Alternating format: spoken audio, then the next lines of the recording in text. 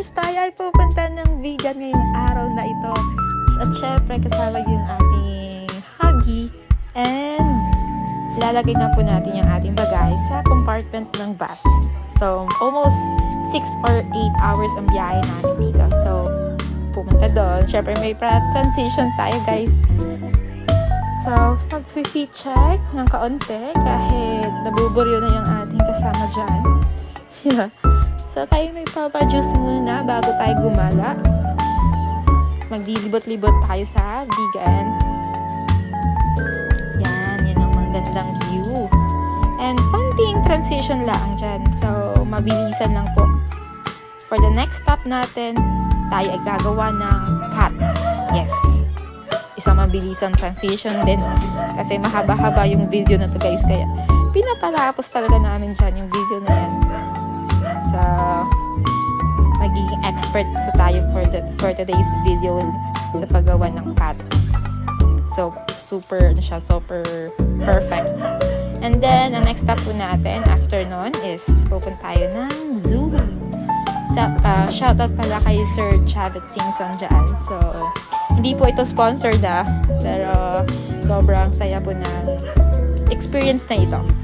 Yan, si Habib, syempre, pa-selfie lang.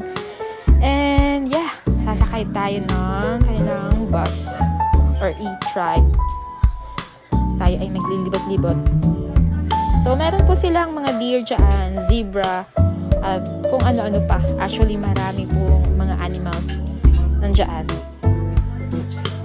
So, pupuntahan din natin yung pinakasikat nila museum. So, tayo ay naglilibot lang dyan. So, lahat po ng mga animals dyan po ay totoo. Hindi po lahat plastic or kung ano-ano yun dyan. So, na-preserve po lahat yan. Siyempre, bawal silang hawakan at paglaruan, diba? Kasi baka sitahin tayo ng card. So, lahat po yan totoo, guys. Na-preserve talaga siya ng mabuti, kaya sikat po siya dyan. So, ang next stop natin ay pupunta ng Pinakbet Farm.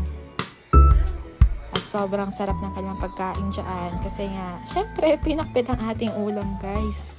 Oo, pinakbet. Sobrang sarap niyan.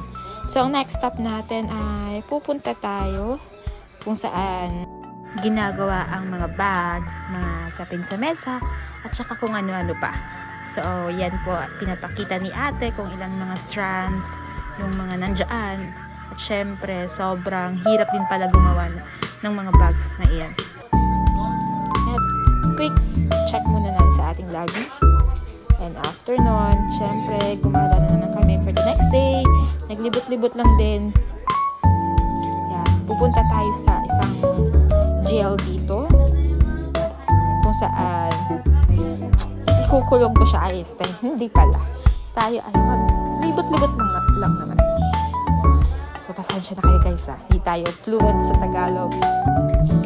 So, may pakaway-kaway si ate girl. Yan.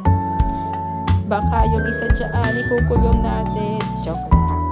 For the next trip, syempre, hindi ito mawawala sa ating bucket list.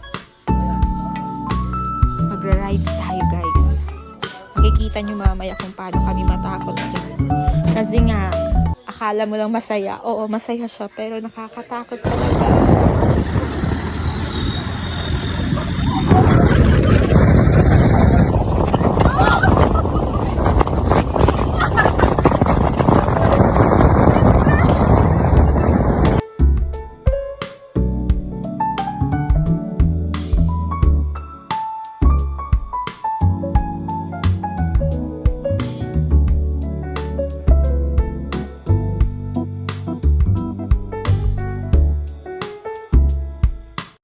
At yun ang tatapos ang ating video. Salamat, Mama Marcy. Hanggang sa susunod. Bye!